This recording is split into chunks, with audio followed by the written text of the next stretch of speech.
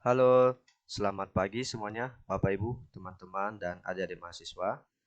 Kembali lagi jumpa dengan saya di video tutorial yang ada di channel YouTube Victor Edutainment. Oke, kali ini saya akan menjelaskan secara singkat tentang pengantar epidemiologi penyakit menular. Sebelumnya, izinkan saya untuk memperkenalkan diri. Nama saya adalah Victor Trismanjaya Hulu. Saya adalah dosen tetap di Fakultas Kesehatan Masyarakat Universitas Prima Indonesia Medan. Nah, selain saya aktif dalam menulis, selain saya aktif untuk mengajar, saya juga aktif untuk menulis buku dan juga melakukan riset bersama dengan teman-teman. Di layar terlihat bahwa ada 5 buku yang telah saya tulis secara pribadi dan juga bersama dengan teman-teman akademisi, di mana buku tersebut telah ber-ISBN dan 4 diantaranya telah bersertifikat HAKI. Oke, jika Bapak Ibu ingin memesan buku tersebut boleh menghubungi atau mengunjungi website saya di www.victorhulu.com. Nah, di sini ada website saya Bapak Ibu. Oke, sebelum saya melanjutkan, saya juga memohon untuk mendukung video tutorial ini dengan cara subscribe, like, share, dan komen. Oke, terima kasih. Dan sekarang kita akan coba mulai tentang pengantar epidemiologi penyakit menular. Terima kasih.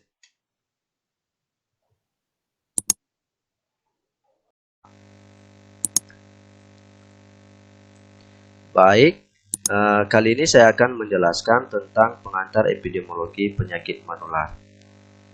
Untuk mempersingkat waktu, maka saya langsung menjelaskan ya tentang epidemiologi penyakit menular. Nah, di sini sebelum saya menjelaskan tentang epidemiologi penyakit menular, maka saya akan menjelaskan secara umum tentang epidemiologi. Jadi, epidemiologi ini adalah merupakan ilmu yang mempelajari tentang distribusi, frekuensi, dan determinan kejadian masalah kesehatan pada kelompok populasi ataupun masyarakat. Nah, jadi ada 3 hal penting dalam mempelajari epidemiologi secara umum, yaitu ada distribusi, ada frekuensi, dan ada determinan. Nah, apa yang disebut dengan frekuensi masalah kesehatan? Yang disebut dengan frekuensi masalah kesehatan di sini adalah menunjuk kepada besarnya masalah kesehatan yang terdapat pada kelompok manusia. Nah, bagaimana dengan penyebaran masalah kesehatan? Penyebaran masalah kesehatan disebut di sini adalah menunjuk kepada pengelompokan masalah kesehatan menurut suatu keadaan tertentu.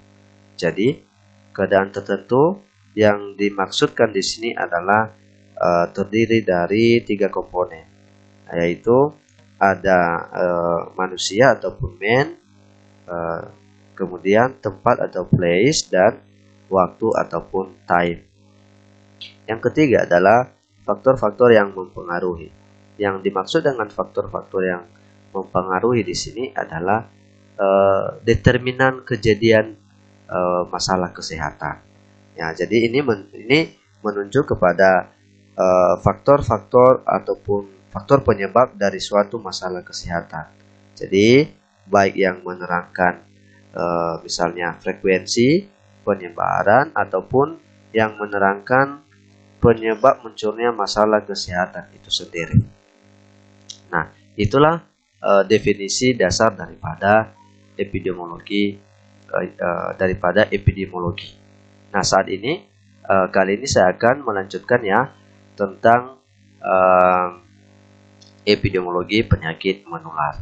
Nah, seperti pada slide ya tertulis bahwa epidemiologi penyakit menular ini merupakan penyakit yang dapat disebabkan oleh agen, kepejamu ataupun host yang rentan baik secara langsung maupun tidak langsung melalui perantara yang meliputi udara, air, dan vektor.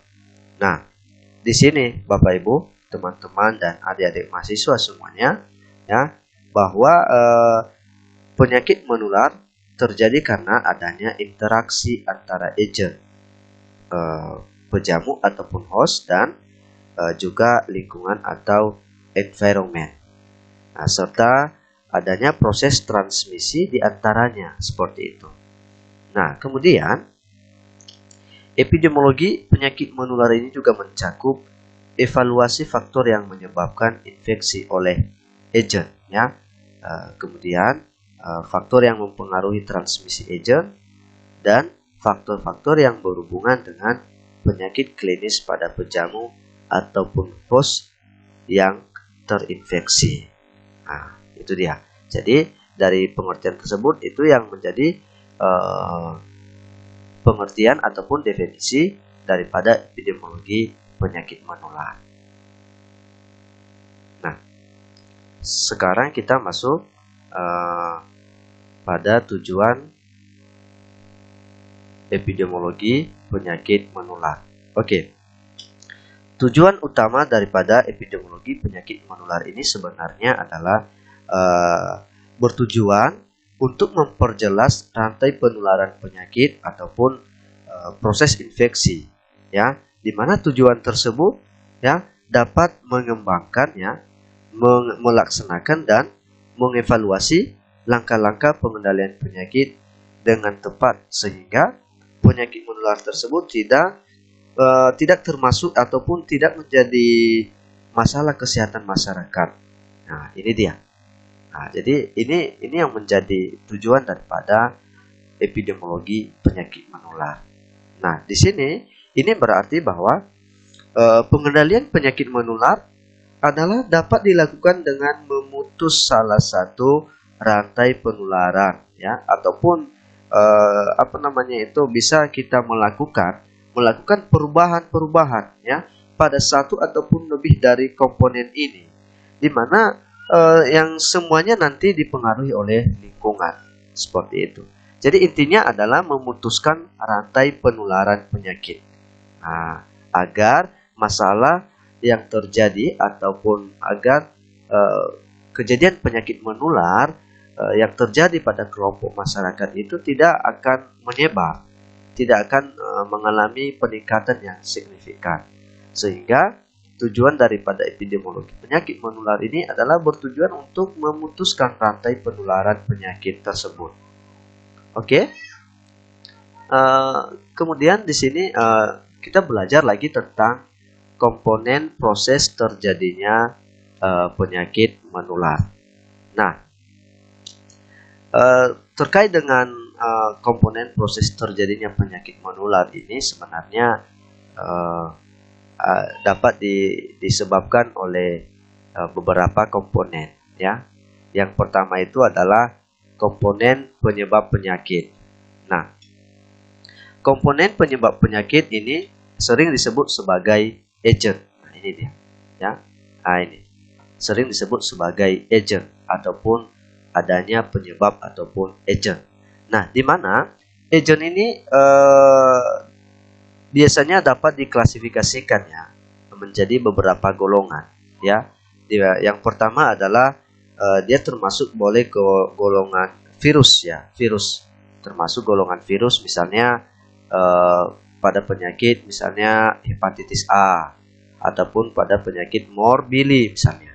Nah, ini yang menjadi agent penyebab penyakit misalnya yang virus, golongan virus. Nah, apalagi misalnya yang menjadi golongan agent ini termasuk misalnya selain virus, ya, selain virus itu adalah bakteri, ya, bakteri. Nah, bakteri ini termasuk pada penyakit misalnya tuberkulosis, ya, tuberkulosis dan kolera misalnya, seperti itu. Nah, ada lagi yang namanya golongan protozoa. Nah, di golongan protozoa ini biasanya pada penyakit-penyakit misalnya malaria, ya, misalnya malaria tropicana ataupun malaria quartana misalnya, seperti itu. Nah, apalagi ya yang termasuk daripada golongan agent ini atau golongan daripada penyebab penyakit ini. Nah, termasuk lagi seperti misalnya metazoa, ya, metazoa. Nah, metazoa ini biasanya pada penyakit-penyakit seperti penyakit skitosomiasis, ya, dan penyakit askariasis, seperti itu. Dan masih banyak lagi golongan ataupun ya masih banyak lagi golongan yang termasuk daripada agent ataupun penyebab penyakit. Kemudian komponen yang kedua adalah reservoir penyebab penyakit. Nah, reservoir ini secara umum dapat berupa manusia dan juga hewan dan lingkungan ataupun environment. Nah, secara umum reservoir ini adalah merupakan habitat bagi agent penyebab penyakit untuk hidup, berkembang biak dan tumbuh dengan baik. Jadi, reservoir ini sebenarnya adalah merupakan dia merupakan pusat penyakit sebenarnya. Pusat penyakit menular ya. Ini menjadi pusat penyakit menular karena kenapa? Karena reservoir ini adalah merupakan komponen utama lingkaran penularan. Yaitu unsur penyebabnya itu bisa meneruskan dan mempertahankan hidup dan sebagai pusat ataupun menjadi sumber penularan dalam suatu lingkaran penularan. Sehingga reservoir ini sering dikatakan adalah menjadi pusat penyakit menular. Nah, kembali tadi manusia sebagai manusia sebagai reservoir. Nah, ini dikategorikan manusia sebagai reservoir ataupun sering disebut sebagai human reservoir apabila misalnya bibit penyakit hidup di dalam tubuh manusia. Nah, perlu kita ketahui bahwa bibit penyakit ataupun penyakit tersebut dia boleh ataupun dia dapat berpindah-pindah ya. Dia dapat berpindah dari host yang satu ke host lainnya ya, di mana nantinya akan dapat menimbulkan penyakit pada host ataupun penjamu tersebut. Sehingga reservoir satu-satunya itu adalah manusia ataupun host atau pejam. Nah, di sini apa saja yang termasuk dalam kategori human reservoir? Yang termasuk daripada kategori human reservoir ini adalah misalnya penyakit saluran nafas ya, di mana hal ini dapat disebabkan oleh virus ataupun bakteri. Nah, kemudian lagi misalnya seperti pada penyakit infeksi ya, misalnya TBC, influenza ya, ini termasuk juga, ataupun pada penyakit-penyakit seperti sipilis dan lain sebagainya. Nah, di sini juga proses infeksi tadi terjadi apabila misalnya unsur penyebab penyakit masuk dan berkembang biak di dalam tubuh penjamu, serta dapat menimbulkan reaksi dari penjamu itu sendiri. Nah, ini yang menjadi reservoir penyebab penyakit. Nah, di sini perlu diingat bahwa tadi yang saya katakan bahwa pada kelompok komponen reservoir penyebab penyakit ini kita harus mengetahui bahwa bibit penyakit tersebut dapat berpindah-pindah dari host yang satu kepada host yang lain seperti itu, sehingga nanti ketika dia berpindah maka akan menimbulkan penyakit pada host yang rentan ataupun host yang sehat seperti itu. Oke ya. Kemudian ada lagi namanya tempat keluarnya bibit penyakit ya. Tempat keluarnya bibit penyakit. Nah, oke, sebelum saya melanjutkan tadi kemari ya, ini perlu saya sampaikan terlebih dahulu ya. Tadi kan saya ada reservoir sebagai manusia. Nah, sekarang ada namanya reservoir lagi sebagai hewan ya. Tadi belum saya menjelaskan. Nah, reservoir sebagai hewan di sini adalah bahwa yang dikategorikan dia sebagai reservoir sebagai hewan adalah misalnya apabila bibit penyakit hidup dalam tubuh hewan ya, yang karena satu dan hal lain ataupun karena misalnya faktor lain dapat menyerang manusia. Nah, yang menjadi reservoir ini misalkan tikus ya, tikus misalnya. Reservoir ini misalnya tikus.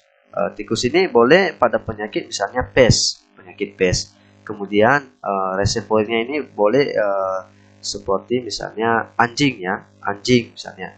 Nah, ini reservoir anjing ini boleh pada penyakit rabies misalnya seperti itu.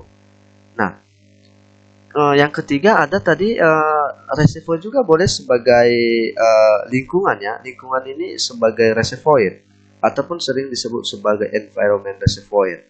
Nah, jadi apabila bibit penyakit dapat hidup untuk sementara di lingkungan, nah ini yang menjadi reservoir sebagai lingkungan sebagai reservoir. Nah, di mana bibit penyakit ini dapat hidup untuk sementara di lingkungan. Misalnya pada tumbuh-tumbuhan ya. Kemudian dia bisa hidup di tanah ya, ataupun dia bisa hidup di air. Di mana sampai nantinya agen tersebut dapat menemukan pejamu yang baru atau pejamu yang baru yang rentan, sehingga dia akan menimbulkan penyakit seperti itu ya. Nah, kemudian tadi saya akan masuk lagi di sini ya, tentang tempat keluarnya bibit penyakit ataupun portal. Ini menjadi komponen yang ketiga. Nah, pada komponen yang ketiga ini tempat keluarnya bibit penyakit ataupun sering disebut sebagai portal of exit ya, di mana agen tersebut untuk dapat berkembang biak dan mempertahankan keberadaannya di alam misalnya ya, maka bibit penyakit harus dapat keluar dari pejamu yang satu dan masuk ke pejamu yang baru ataupun pejamu yang sehat. Nah, jadi seperti yang saya katakan tadi sebelumnya bahwa bibit penyakit itu bisa berpindah-pindah. Nah, untuk mempertahankan untuk mempertahankan keberadaannya ya, untuk mempertahankan keberadaannya di alam dan untuk berkembang biak, maka dia harus berusaha untuk keluar dari satu pejamu ke pejamu yang lainnya. Nah, seperti itu. Jadi dia tidak bisa bertahan lama. Dia harus berpindah. Dia harus berpindah dari satu pejamu ke pejamu yang lain seperti itu. Nah, tempat keluarnya ini bisa berupa saluran nafas misalnya seperti itu ya. Nah, dia bisa berupa saluran nafas, bisa juga melalui saluran cerna, ataupun bisa melalui kulit misalnya. Nah, kulit ini misalnya seperti bibit penyakit keluar melalui kulit misalnya ya, dapat berupa seperti kontak langsung dengan kulit ya, ataupun luka pada kulit misalnya seperti itu. Nah, kemudian seperti pada penyakit-penyakit cacar air ataupun pada penyakit demam berdarah. Nah, seperti itu. Nah, selain itu bibit penyakit ini juga bisa keluar melalui plasenta seperti itu Bapak Ibu. Ya, dia boleh keluar melalui plasenta. Misalkan ya, bibit penyakit dapat dikeluarkan melalui plasenta yaitu karena transmisi vertikal dari ibu ke anak dalam kandungan melalui plasenta. Nah, ini. Jadi misalnya pada penyakit-penyakit seperti pada penyakit HIV/AIDS misalnya Bapak Ibu. Nah, itu dia. Kemudian komponen yang keempat adalah dipengaruhi karena adanya kerentanan pejamu. Nah, jadi kerentanan pejamu ini sebenarnya terkait dengan terkait dengan daya tahan tubuh ataupun imunitas ya. Nah, jadi terjadinya suatu penyakit kepada pejamu dipengaruhi karena kerentanan pejamu, yaitu kerentanan atau kepekaan pejamu terhadap penyakit. Nah, seperti itu.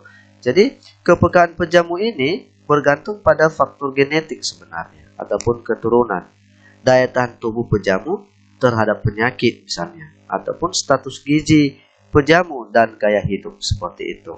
Nah, jadi apabila misalnya bibit penyakit ya sudah masuk ke dalam tubuh pejamu dan daya tahan tubuh pejamu semakin kuat misalnya ya, maka tubuh dapat melawan dan menghancurkan bibit penyakit tersebut sehingga bibit penyakit tidak dapat berkembang biak dan akhirnya akan mati seperti itu. Jadi kalau misalnya bibit penyakit sudah masuk di dalam tubuh, di dalam tubuh host yang sehat, di mana pejamu yang sehat, pejamu tersebut dalam keadaan sehat, dan memiliki daya tahan tubuh yang kuat misalnya ya, maka bibit penyakit yang masuk di dalam tubuh tersebut tidak akan bisa berkembang biak dan dia tidak akan bisa berkembang biak ya, dan akhirnya akan mati sendirian di situ ya. Itulah yang disebut dengan adanya kerentanan pejamu. Nah kemudian apalagi ya, sebentar, selain ini, ini adanya tempat masuknya bibit penyakit ataupun portal of entry. Jadi kalau misalnya ini Bapak Ibu, portal of entry dan ataupun portal of exit ini hampir sama, ini sama saja.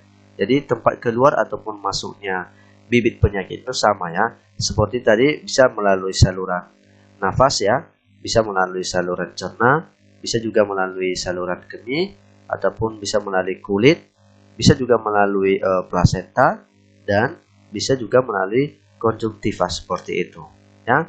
Nah kemudian apalagi ya, nah ini transmisi. Nah kalau pada transmisi ini biasanya terjadinya proses penularan ini baik yang diakibatkan secara langsung ya, yang disebabkan secara langsung ataupun proses penularan secara tidak langsung. Nanti kita akan masuk pada penjelasan slide berikutnya. Nah di sini dia Bapak Ibu. Oke. Nah di sini dia jenis penularan. Jadi jenis penularan ini transmisi ini ada dua sebenarnya ya. Yang pertama ini adalah penularan secara langsung, dan kedua adalah penularan secara tidak langsung. Nah, jadi penularan secara langsung ini seringkali dikenal sebagai penularan dari orang ke orang misalnya ya, ataupun sering disebut perpindahan agent secara langsung dari pejamu atau reservoir ke pejamu yang rentan seperti itu. Nah, jadi penularan ini sebenarnya dapat melalui kontak fisik secara langsung ya dengan pejamu yang menderita penyakit ya. Misalkan pada saat misalnya seseorang melakukan bersentuhan dengan tangan yang terkontaminasi, ataupun misalnya sentuhan kulit dengan kulit, ataupun melakukan hubungan seksual, ataupun pada saat misalnya berciuman seperti itu. Jadi di sini artinya bahwa penularan secara langsung ini hanya dapat terjadi pada penyakit yang dapat menyerang manusia, dan reservoir satu-satunya itu adalah manusia seperti itu ya. Jadi penularan secara langsung ini sebenarnya ada beberapa penyakit yang memang termasuk dalam kategori penularan secara langsung ini ya, seperti misalnya pada penyakit HIV/AIDS ya, sifilis dan hepatitis, ataupun pada penyakit-penyakit misalnya penyakit kulit dan penyakit saluran pernapasannya ataupun saluran nafas seperti itu. Jadi ini yang menjadi definisi atau pengertian daripada penularan secara langsung. Intinya adalah adanya kontak ataupun kontak kulit ya, misalkan pada saat berjabat tangan ya misalnya, atau pada saat bersentuhan. Nah di sana terjadi proses penularan penyakit dari agent yang dari host yang sudah memiliki bibit penyakit di dalam tubuhnya ya, akan berpindah menularkan penyakit kepada host yang rentan ataupun host yang sehat seperti itu. Kemudian penularan secara tidak langsung.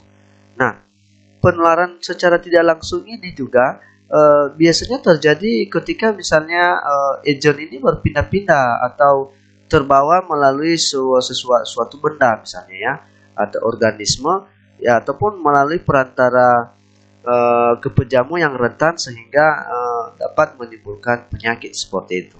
Jadi penularan tidak langsung ini dapat melalui salah satu ataupun beberapa cara ya, misalkan pada penyakit bawaan udara misalnya ya, ataupun pernapasan ya seperti itu ya, ataupun sering disebut sebagai airborne disease ya, atau respiratory airborne misalkan, di mana